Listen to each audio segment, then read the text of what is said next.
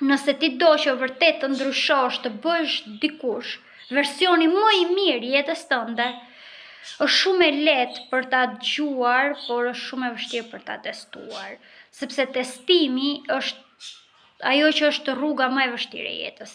Nuk ka nevojë të shkosh në psikolog apo në psikiatër për të bërë versionin më i mirë i vetes. Duhet luftosh me frikrat. Duhet luftosh me gjërat që ty të lëndojnë.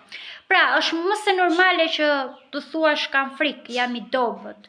Kjo gjë më lëndon. Këtë gjë e kam pikë të dobët.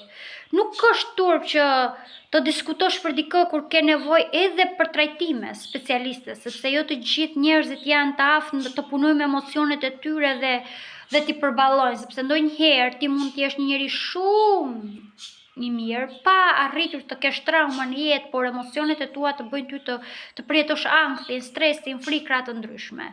Pra, ajo që ti do dhe të bëhesh, dhe gjëja më e vështirë për t'u bërë sot është të punosh me veten. Nuk e kuptoj se shumica e njerëzve kanë shumë frikë të punojnë me veten, kanë frikë të marrin versionin më të mirë të vetes, kanë frikë të provojnë gjëra, kanë frikë nga dështimi, kanë frikë nga provat, kanë frikë nga ajo çka i pret nga e panjohura, nga rruga që ata duan të zgjedhin. Pra, e panjohura patjetër që të sjell frikë.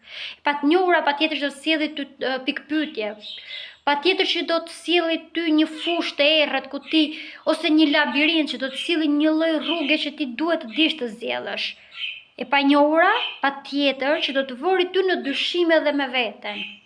Sepse diferenca midis të gjeturit veten dhe të pyeturit të tjerët për çfarë është më e mira për ty, është një diferencë shumë e madhe.